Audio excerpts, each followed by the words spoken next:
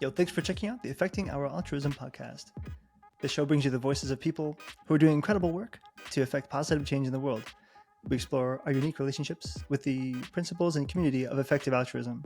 Some have identified with it, some don't really, yet all of us care deeply about making the world a better place.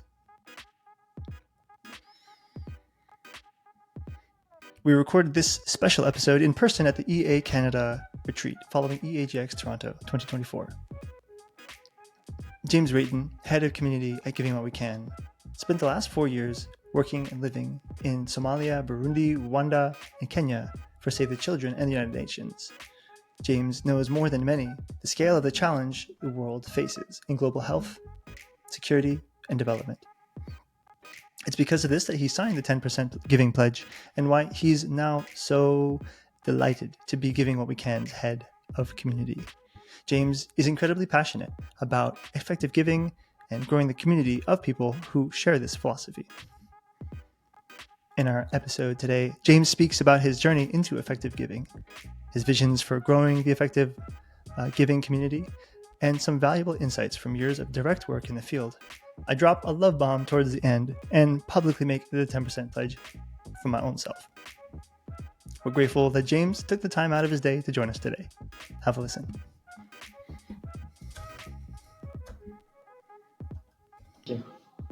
Well, James, welcome to the show. Thanks for coming out. Thank you. Thanks so much for having me.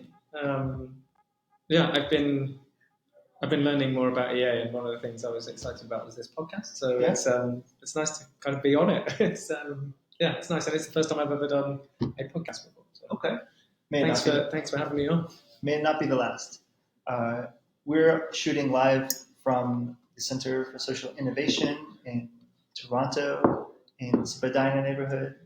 It's a really cool part of the town. There's Kensington Market nearby, and all around us are people bustling and hustling. There's even a Dalmatian doing some dog work. That's amazing. Yeah, I missed that. Yeah, the Dalmatian behind you. There's literally a Dalmatian hanging out. This is a place where ideas turn into reality. There's some EA orgs that are housed in this space, and we do some Toronto EAs do co-working. So we're kind of in a really special space, and joined by a very special guest. This is James Rayton. And James works with Giving What We Can, an incredible organization that helps people make a habit of effective giving. I heard James speak this weekend at EAGX Toronto, and James agreed to be on this show today. So today I wanted to hear a little bit about your experience at the conference, and also a bit more about you, your background, your pre-EA life. Yeah. If there's a real thing such as pre-EA life. Yeah. If there's life before EA. It's in you. I think it's always in you, right? And you just kind of discover it. But yeah. So how was the conference for you? It was amazing. So I'm new to the role, but I'm also I've been giving effectively for 4 years. I've been aware of effective altruism for 14 maybe. Mm-hmm. But it's my first ever time going to an EAG, and it was awesome. It was a really kind of uplifting experience, and also kind of quite enlightening as well, meeting all of these people, very smart, motivated people talking about all of the topics kind of associated with EA and beyond, actually. Some really just exciting and enlivening conversations about other things as well. Like I learned about the FIRE movement, which I'd never been aware of before, which was just very cool. And I loved it. I'm here for work, obviously, but also on a personal level, I really, really enjoyed it. And I think it's going to be a huge perk of my role at Giving What We Can coming to these events. What was it like speaking to a crowd that you were sort of unfamiliar with? Yeah. So I was talking about effective giving, and at Giving What We Can, we talk about this idea of a funnel. So you have people who are kind of unaware of EA or effective giving. You then hopefully encourage them to be aware, and then aligned. So I know what it is. I think it's a good idea. You then talk about actually acting on that, so making a donation to effective organisations, or even signing a pledge. And I'd been there at that pledge signing area for sort of 4 or 5 years, but I'd never gone to the step below, which was advocacy, and actively kind of promoting this idea of effective giving. And I'd done that with my friends and I'd done it with family for a while, but this is the first time I'd kind of stood on a stage in front of people and kind of spoken about my passion for effective giving. And it was really amazing. And a couple of people came up to me and they've said that it was a factor in them deciding to sign a 10% pledge. And that, it was super emotional. I nearly cried actually when they were saying that. It's like, oh my gosh, what a cool thing to do. So yeah, it was a really special, very kind of awesome experience. Yeah. Yeah. So you're there when people are making a change in their life, Yeah. witnessing them walk their feelings. What is effective giving? Sure. So effective giving is the idea. Well, maybe I can phrase this through Giving What We Can's vision statement, which is to create a world where giving effectively and significantly is a cultural norm. And there's sort of three aspects of that, right? So effectively is encouraging people to give to effective causes, effective charities. So looking at the average charity's impact, if you go from there to the most impactful, it's often up to 100 times or more impact from that kind of normal good charity through to the best. Mm-hmm. So we're trying to encourage people to give their donations, their pounds, dollars, whatever else it might be, to the most impactful, effective ones. Mm-hmm. The second part is significantly. So encouraging people to give a sizable percentage of their income to those effective causes. So we champion the 10% pledge, which is 10% of your income over the course of your working life to go to effective causes. And then finally is this idea of a cultural norm, and that is where giving significantly and effectively becomes something that is the norm across, at least across the global north. And we're not talking about kind of marginal change here. We're talking about societal, cultural shifts towards this kind of giving. So that's what we mean when we talk about effective giving. Basically, is those kind of three key tenets. I see. And so encouraging people to give to charities, nonprofits, causes where the effect is measurable, is documentable, and is kind of factually happening. Yeah, that is exactly it. And actually that leads me on to the other thing that Giving What We Can does, which is to evaluate charity evaluators. So we kind of like audit the people like the organizations like GiveWell, for example, who are doing this charity evaluation. We evaluate them. So we kind of keep them honest, basically, and, look at their methodologies and their ways of doing things to make sure that they are hitting kind of very high standards. And then from that, we are able to make our own recommendations to donors and to pledges about what we think are the best causes and the best organizations to give to. So it's not just a place to Giving What We Can does isn't just to grow the number of people who are giving effectively, but also to make sure that those donations are going to are being checked by the checkers. Watching the watchmen, we're watching the watchmen. Yeah, kind of. Yeah, and we're a small team, so that's where we think we can have the most kind of marginal benefit for within effective altruism. But yeah, and our website has all of this information about the charities that we recommend and why, and breakdowns of the different cause areas, along with a whole boatload of other kind of really cool information and stuff. So yeah. And so you've been giving effectively personally for 4 years. Yeah. How did you start? Sure. So it goes back a while. So I was at university when a guy called Toby Ord, he's a philosopher. I'm sure a lot of your listeners are aware of him. He was kind of starting this movement. He was an academic at the university I was at. And I went to one of his talks and was pretty convinced. And I started giving a larger portion of my income from then. I was just at university at the time, so it wasn't very much. But then I kind of created a habit around giving effectively. I was really bought into this idea that we should give to the most impactful causes. And I was also, previous to that, very passionate about international development and humanitarian response, which is where my kind of career took me after graduating until now. So yeah, I've been doing it already, but I kind of formalized that to myself and made this commitment for my whole career back in 2020. Yeah. 2020. A lot of people made changes around then. Yeah. It's funny. I decided in sort of 2019 that I was going to do. We have something called a trial pledge, which is where you pick the percentage and you pick for how long you want to do it. So I said I'm going to try 5% and do it for 6 months. And actually that worked really well for me, and I felt I could give a little bit more. So then I was like, okay, cool, I'm going to make this bigger commitment of 10% for the rest of my kind of working life. But I was living in Kenya at the time, and COVID had just kind of struck, and I was working for a big NGO in Kenya at the time, and I was just seeing the impact on people's lives. Not necessarily of COVID, almost like the side effects, because so much donor funding and like media attention was going to COVID that all of these ongoing challenges of poverty were just being completely ignored. And like children weren't going to school. There was no remote learning in Kenya, right? Or very little. Malaria was being ignored. HIV was being completely ignored.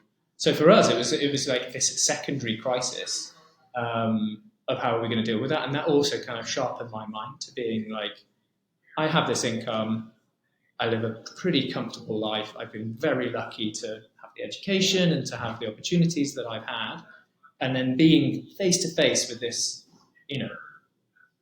unbelievable suffering, I was just like, okay, I feel like I've got to do something about this on a personal level, as well as my work at the time.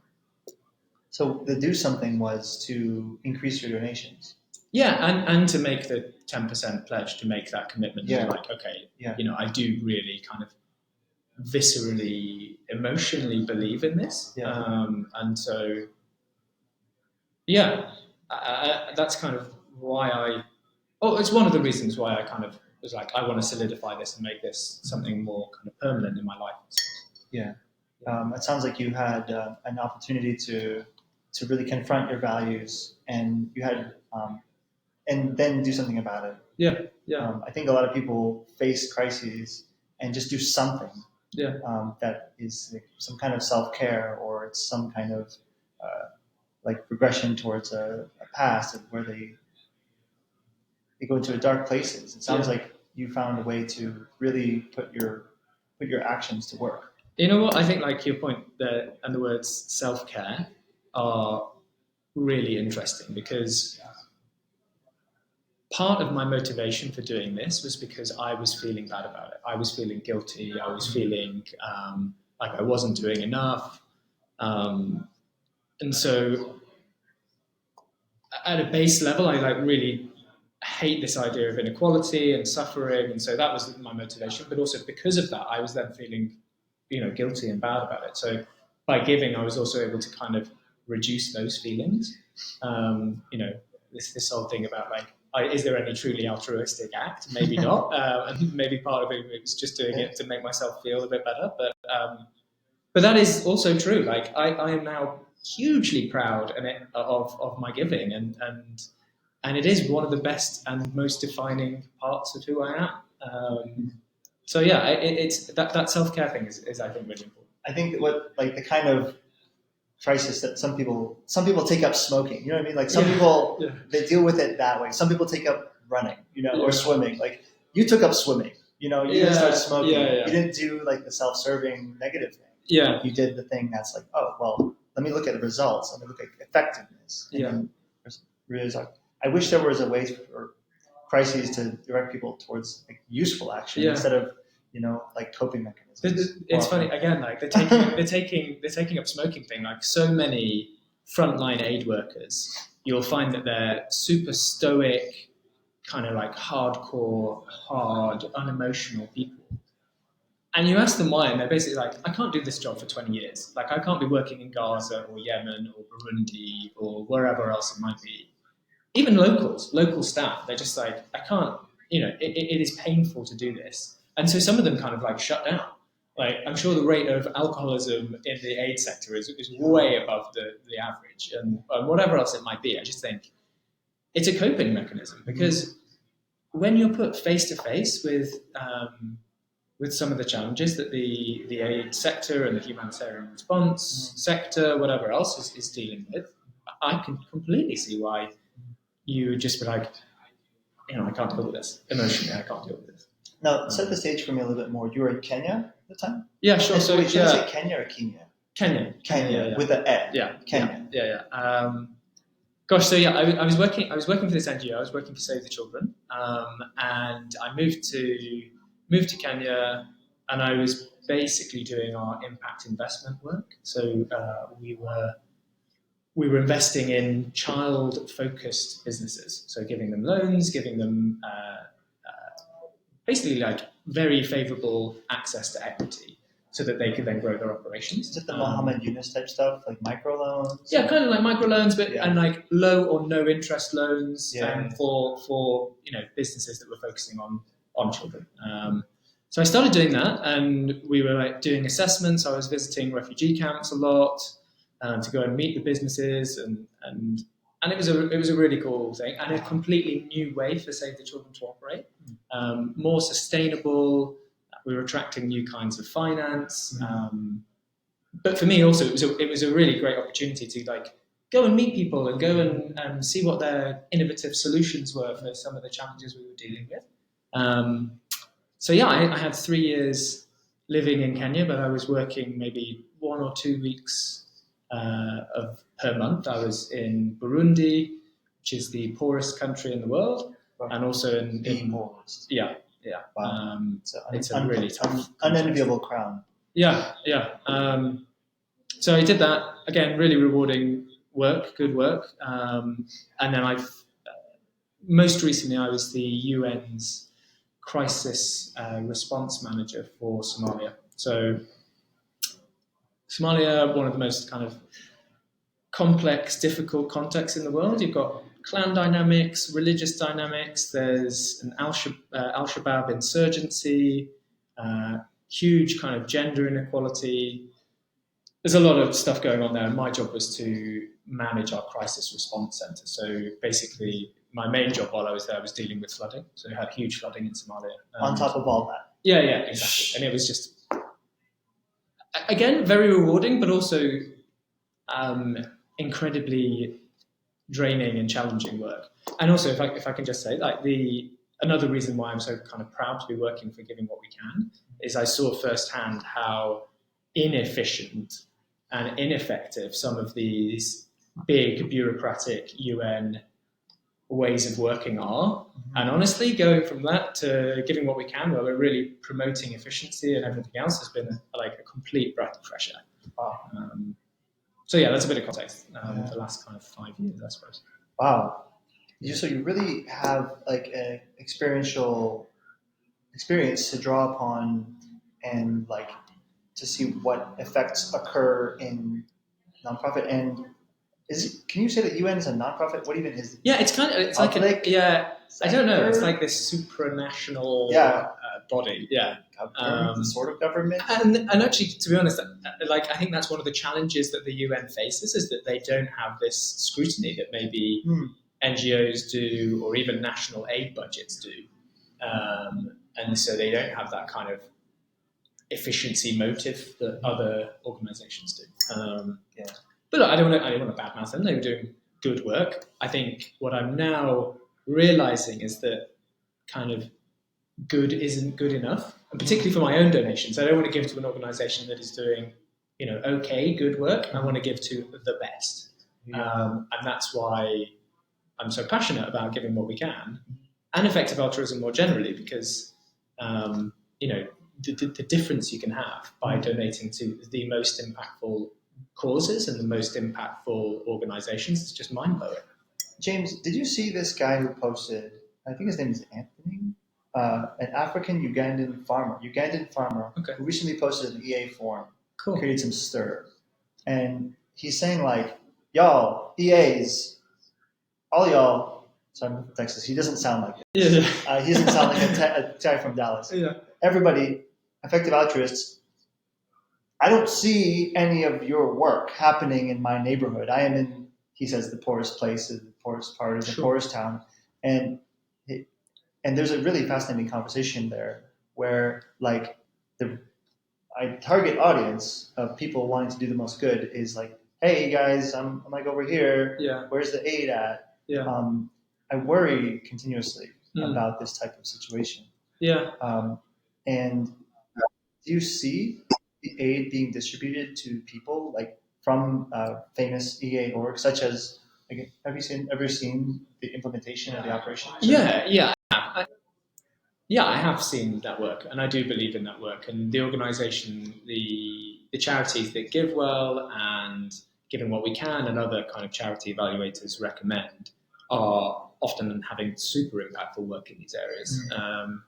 If you take the AMS, or the Against Malaria Foundation, like they are having huge impacts on the reduction in malaria by distributing malaria nets to people who can't afford them. And malaria nets are cheap, right? Like Canadian dollars, it's around $7 for a malaria net. But these communities can't afford them. That's a huge luxury if you're living on less than a Canadian dollar and a half a day or whatever else it might be. So by receiving one of those nets, if you distribute enough of those nets, it's fairly likely that you're able to prevent someone from dying from malaria. And they think it's around sort of 7,500 Canadian dollars to prevent a death. I do think they're having a really credible impact. Give Directly is another great organisation, giving cash grants to these communities and saying, we trust you. We believe that you're going to use this money to have a meaningful impact in your life, which is just an awesome thing. Could you indulge me a little bit on the AMF claim? Sure. So that certain number of dollars prevents a malaria death. Yeah. What though life is lived by these people, these children? Is it a life in this? Is in the same squat like poverty, the same deep poverty, right? And so it's a maybe average life expectancy increase of a certain number of years. Yeah, I often think of it in terms of this bell curve, right? So you've got global north, people living in the global north. If you've got a kind of average wage, then you're very likely to be in the top 5% of earners, maybe probably the top 2%, even 1% of earners. If you then look at the other side of the bell curve, what's that like if you're in the bottom 2% of global earners? And life is miserable. It can be miserable, right? Like people find a way to survive and people find a way to be happy, but like the challenges they are facing are really significant often. More than just below 10%, just below 10% of people don't have access to regular clean water. A quarter of children around the world are stunted, which is where you are facing issues with malnutrition, and that means that you can't grow physically and your brains can't grow sufficiently, and the impacts of that are permanent. So you have a permanently lower IQ because of malnutrition. That's not fair. That's not how the world should be. I get quite emotional talking about it, but that to me feels so wrong. And we at this side of the bell curve have I feel a responsibility to do something about that, and to try and help these people if we can.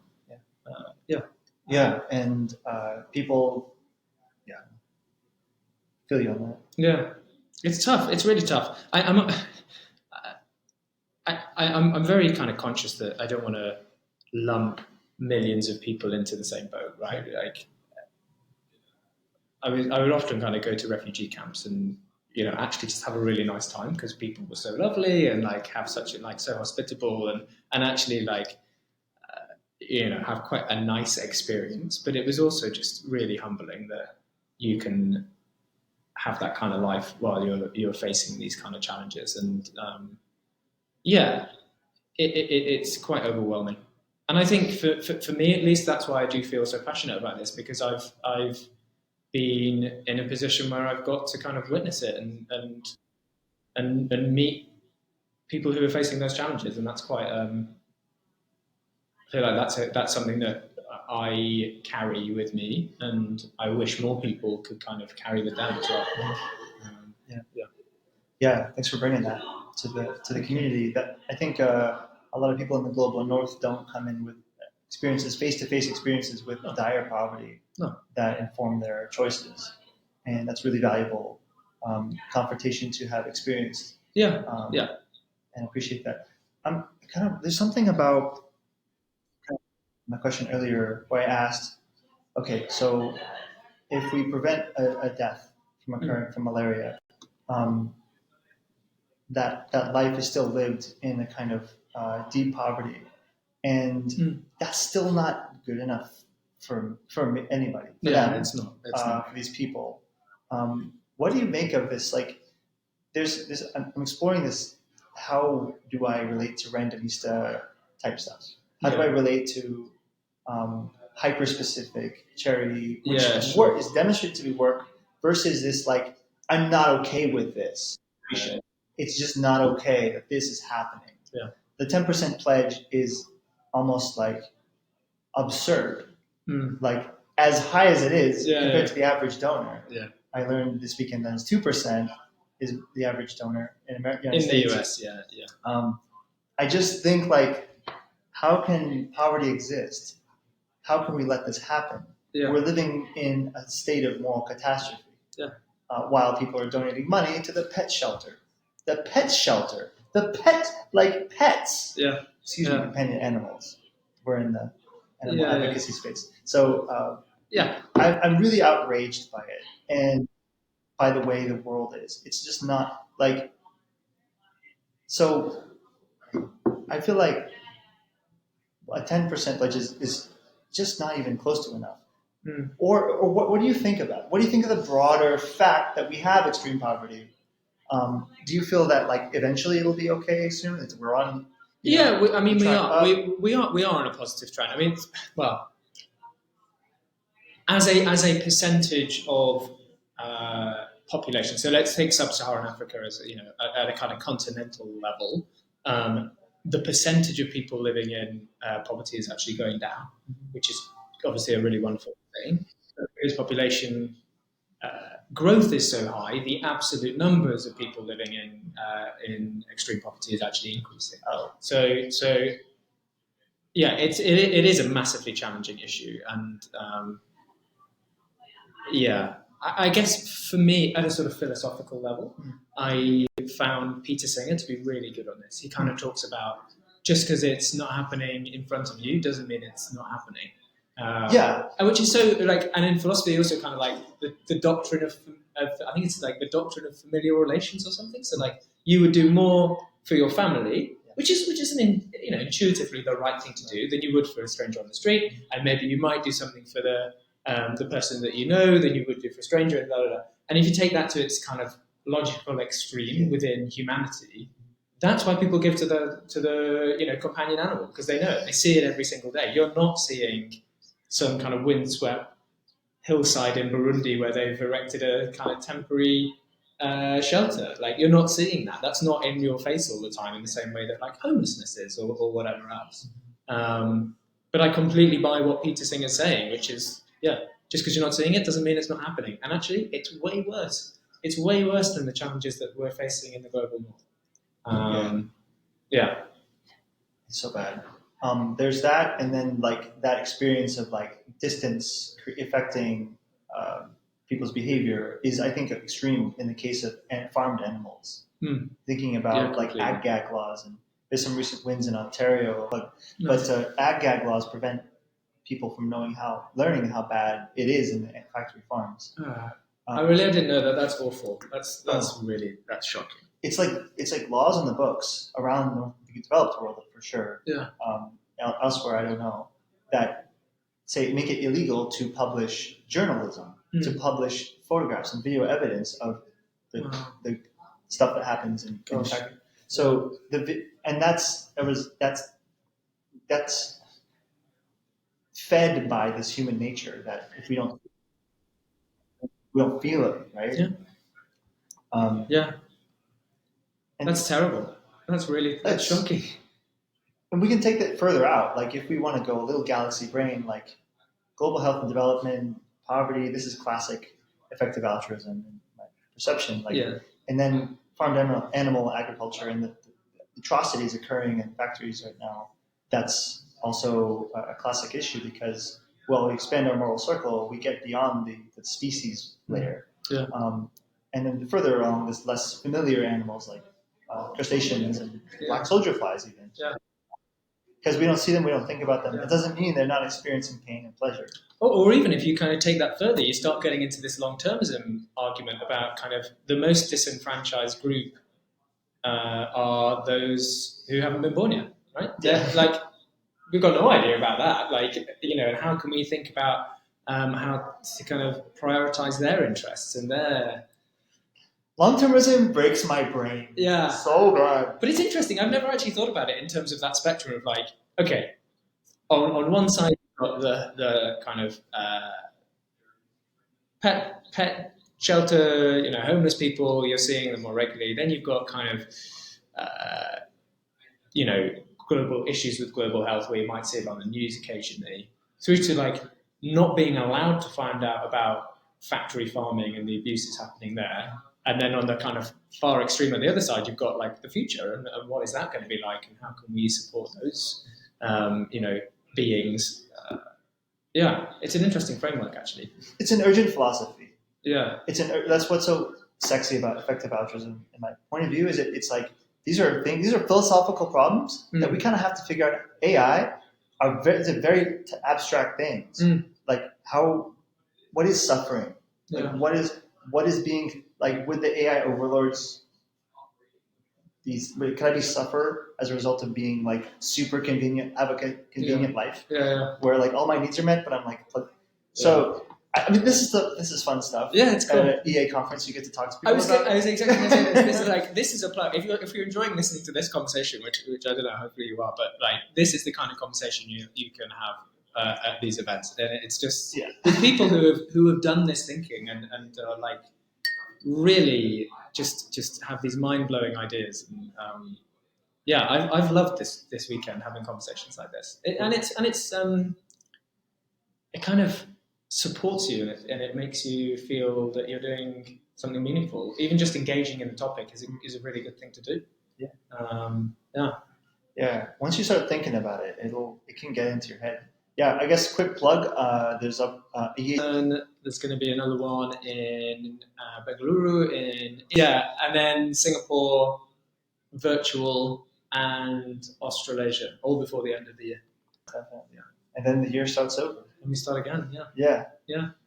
Which one? Do you have any ones that are on your schedule? I am going to Berlin, Boston, and going to India. Sick. Sick. It's a big, like a huge my job. No, I haven't. Although I've been having discussions with potential Giving What We Can group leaders in Lagos. So it could be that kind of Giving What We Can is expanding and kind of having opportunities for meetups and stuff in Nigeria, which I think would be awesome. That excites me a lot. Yeah. The fact that Africa, any part of Africa, frankly, is getting some play in the EA's community. Yeah, and that's the thing. Like, and I guess this is why I'm cautious talking about some of my experiences in East Africa, at least, that I don't want to have this brush against the whole region. Like, there is a huge amount of inequality there as well. Like, there are very rich Kenyans and Tanzanians and whatever else it might be. So there is that as well, and potentially there's effective givers in these regions as well. So why not talk to them? Yeah. Well, hope to hear from you again and see what you learn in the coming months. Yeah, thank you. No, I'm learning so much. I'm learning so much about the movement and these incredible people. It's very cool. Yeah. Can you tell me a little bit about what you've learned from talking to people who are on the fence about giving or making a commitment to donating, and what are some things that you found help people think through and probably move towards a decision to sign the 10% pledge? Yeah, I think maybe this is more kind of niche for the 10% pledge. So a lot of people are kind of just testing this idea, and there's some kind of misconceptions about it. So one, it is not a legal contract. We're not going to kind of come after you if you don't, do that that 10% giving. Second of all, it's over a whole kind of lifetime of you working. So if you have a couple of years where things become more financially difficult and you can't meet that 10%, then that's fine. We just kind of hope that you would then make up for that at a later stage in your life. So, maybe if you're just a student or whatever else, we encourage people to kind of give 1% while they're a student, and then when they start earning to go to 10%. So that, I think, is another thing. Those are a couple of kind of concerns that came up at the conference that I really want to communicate, that kind of are almost like pseudo barriers to signing the 10% pledge. So that was a couple. I think more generally something I'm thinking about is how can we be emotive in our messaging and talk about the emotions of giving, because EA is a very kind of rational movement, and that is a really good thing. I almost think it's like a foundation of EA, but that shouldn't, I think, be to the exclusion of talking about how that feels and the emotion of the causes that we're working with. Like animal suffering should be an emotive thing, and we should kind of talk about that as well. And I think that will attract different audiences into EA, which is a really good thing as well. Yeah, it's got to be the right feed. Like they feed each other. The emotions, the logos, and the ethos and the pathos. Totally. They've got to feed into each other. Yeah. And that's how we operate. We sometimes I'm heady. I can't use my heart. Sometimes I'm numb to my feelings. Yeah. Especially as a guy. Like. Yeah. Okay, show me the stats. Yeah. Which one works better? I'll pick the higher number. Yeah. I think, as I said, I think that's kind of crucial to EA and what we're trying to do to focus, at least from a giving perspective, on the most impactful, and that does require a rational approach. But I think on top of that, why not layer some emotions as well and kind of say, like, and this is why we're passionate about it, and this is why this is my cause area, and be more kind of open about that. And I would hope that would attract different people into this world, because it's as I say, we're trying to create a cultural norm around effective giving, and I think that means we need to communicate in a way that resonates with people. So here's where I get into your baseball scores. So for your personal donation portfolio, are you constantly like updating it, like fantasy football? Yeah. Like, this person, this impact report from Malaria Consortium was really good this year. I'm going to allocate 3% more. Maybe I'm not quite. Maybe not quite that much. So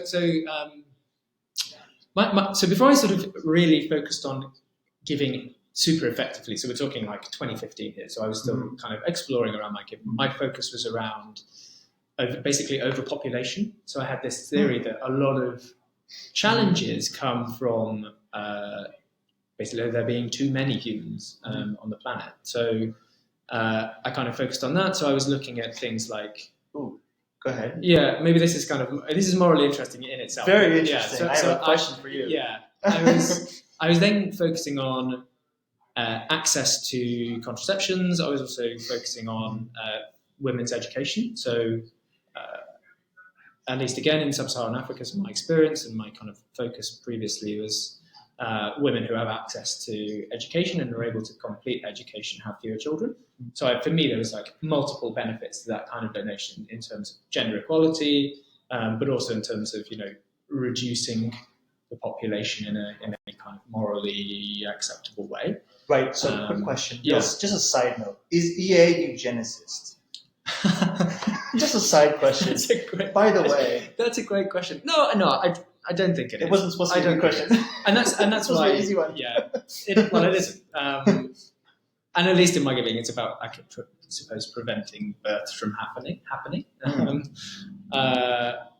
Yeah. And definitely unwanted births, if that makes sense. Like women shouldn't be forced into having children if they don't want to have children. Yeah. Right? And that is, a fundamental. So that was the kind of beginning of my giving, and I was focused on basically women's education and an education around access to contraception. So drop some words. Exactly? PSI, Population Services International. Okay. I'd also, they were previously called Mary Stropes. What else? There was a one that recently shut down. Campaign for Female Education as well. Doing some work with them. But since then, and since I signed the pledge and started really looking on Giving What We Can's website and looking into the research, I have shifted more towards a global health focus. So at the moment, I go with Giving What We Can's recommendations and GiveWell's recommendations around a portfolio focused on global health. So I don't broad focus. Yeah, no, set it, forget it for me. Yeah, that's just because, like, you know, at least I know from our research team, these guys are really good and they are super focused and they're doing this work so that I don't have to, basically, like outsourcing that. It's really valuable work being done and Giving What We Can. We publish all of our evaluations of evaluators on our site, so you can take a look and we kind of go through that reasoning. That's cool. That's something I learned this weekend. Yeah, that actually is a kind of another layer of oversight. Yeah. So I've recently shifted my kind of portfolio from being 100% global health to being 2/3 global health, and I've got 1/3 kind of meta. Ooh. So I actually give back to Giving What We Can. Oh, wow. We did an impact assessment in 2022, which shows that we think we probably have a 30x multiplier. So for each dollar you donate to Giving What We can then hopefully generate $30 that go to effective causes. Just because of the nature of our work promoting effective giving. That's fun. Which is cool. There's a delight to that. Like if you have $1, the very most amazing thing you could do with it is like so about making these dollars work harder. Yeah. And then you could just buy a cookie crisp. Yeah. You could do the same thing with the same piece of paper. Yeah. Or coin in Canada. It's a coin. Yeah. Yeah. It's ridiculous. It's cool. The world we live in. Yeah. As I said, there's some caveats to that. Like that's an estimate. It could be lower than that, and also this was an assessment we did back in 2022, looking retrospectively. So it may have changed, but again, we have our impact assessment on our website. You can go and take a look. And it's so much more utility than I'll get from a cookie crisp. Like, so much it's more. guaranteed to be higher. Yeah. Oh man, you could do better than that. Yeah. You give $30 or $1 to Giving What We Can, or $30 to one of these organisations, whatever else it might be. Like that, at least for me, makes me way happier than I would be like buying a bigger TV. Right? It's definitely. I guess the challenge I have is drawing a line somewhere. Like where do you stop? What's enough? That, at least for me, is the kind of challenge that I grapple with. How much of a kind of sacrifice do I want to make in my life, and do I start feeling guilty for every other pound that I do buy a cookie cream or whatever else? That can be quite hard, I think. And I think that's a challenge that a lot of effective givers have is where do I draw the line? When you really engage with the philosophy of it. Yeah, I hear you on that. I kind of feel like signing the pledge and then automatically have it designated through my whatever income, my salary, is probably the easiest way for me to not overthink it. Do you feel similar? No, completely. Actually, we had a really great bit. We've just Ali Abdal, this famous YouTuber, has just done a video, and he said something which really kind of resonated with me, which is that he'd spent so long agonizing about what level of pledge to sign. Mm-hmm. So, he was saying like 10%, but maybe I should be giving more, or actually, maybe I should be doing, a different kind of pledge or whatever else it might be. And he said that all of that time he was agonizing, he didn't do anything. So he didn't sign any pledge. So, and it was just like, I wish I hadn't done that. I wish I'd just done like, what is it, the minimal that I'm comfortable with? Sign that, do that, make that commitment, make that kind of public oath. Start donating at that level, and then if I want to do more, I can do more, and go from there. Yeah. And I guess I would encourage people who are thinking about giving, kind of dip your toe in the water, see how it feels, and that's another reason why we have the trial pledge. If you want to do 1% and just see how that feels for 6 months, sign up a trial pledge, do it. Yeah. And then and then go from there. Yeah. Well, I've given the one for the World Pledge, and I was thinking this weekend to upgrade to the 10%. I haven't done it. Oh, Is it? this could be a huge moment on your podcast. That I do it? Yeah, just publicly doing it. So yeah, I feel ready. Okay. I feel ready. That's amazing. Yeah. Hey. I don't know if I had to like record I kind a of podcast. we should have a hug. Should we? Is there like a gong you got? We do. We're trying not to kind of pressure people to do this, but yeah, let's this.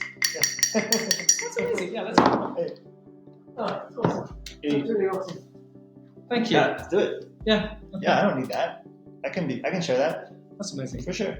Oh man, thank you so much. That's a really amazing thing to do. Yeah. Good for you. Yeah. Yeah. Okay. Cool. I pledged it. Yeah, I kind of feel emotional now. I feel I'm really pledging. emotional now. Again, yeah. I'm pledging. That's really awesome. Did what a it. cool thing to do. Hope my wife is okay with that. You should speak to your partner before you make that commitment. Okay. No, I can't. Okay, good. I don't want to be encouraging that to people, but yeah. Yeah. That's awesome. Right, That's James. really awesome. Thanks, James. Thanks for advocating, becoming an advocate. Yeah. You're making a difference. Thank you. Well, so are you. And a huge difference by doing that. So thank you. Right. Well, today our guest has been James Brayton, Giving What We Can. Amazing person. Please keep an eye on what Giving What We Can are doing for the coming years as the movement grows to beyond 10,000 pledgers, maybe 100,000 pledgers. Let's see the million pledgers. Million pledger come up in the coming years. Yeah? Totally. Let's do this together. Thank you. Thanks. That's it. Oh man, let's have another hug. That was I wasn't expecting that. How nice. I was.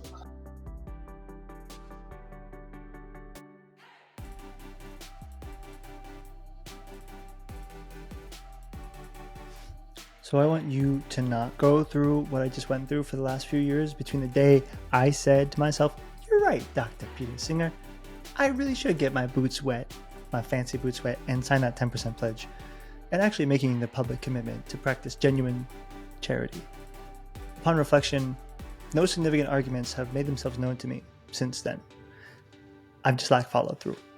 So to show you how straightforward it is, I want to show you how easy Giving What We Can has made it to take the 10% pledge.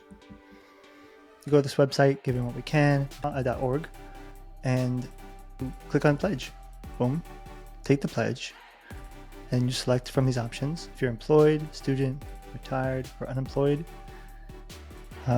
If you are employed or retired, you base it on your income. If you're a student or unemployed, you base it upon how much money you spend to sustain your individual life or your family's life. Let's say there. And if you're not ready to do the full 10% pledge, you can do a trial pledge if you want for a certain amount of time, for a certain amount of months or years. Or if you're ready to do a 10% pledge, right there is 10% is the minimum. That's why they call it the 10% pledge. And you can also, if you have some wealth that you can start donating from, and or the resource you can donate from, you can use that. You enter your country, which currency, imagine how much you make, income, let's say 50,000, for example, enter your birth date. You have to be a certain age, let's say 2000, let's say, for example. Start today. You can create an account. It's probably a good idea so you can get in touch with the community more easily. You can also simply drop an email here and then read this. This is the pledge itself. I recognize that I can use part of my actions, part of my income to do a significant amount of good. Since I can live well enough on a smaller income, I pledge that from October 11th, 2024, and for the rest of my life, or until the day I retire, I shall give at least 10% of what I earn to whichever organizations can most effectively use it to improve the lives of others. I make this pledge freely, openly, and sincerely. That's it. Simple. Then you can say a few words publicly about why you did it, Of course, that's why you did it. You drop in your name.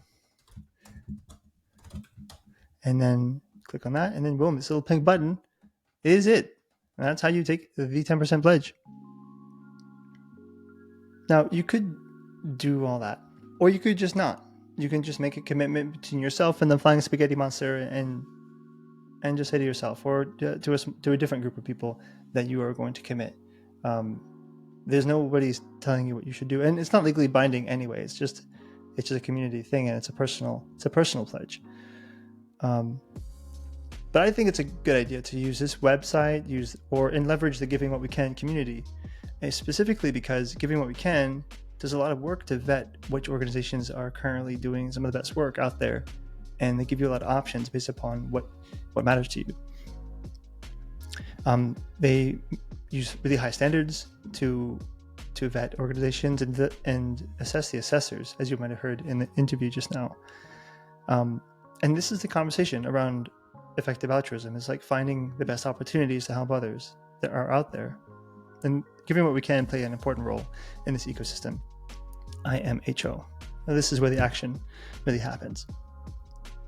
Now, on a personal note, having done this, I feel like I can use the 90% that I do still allocate to me and my family with more commitment.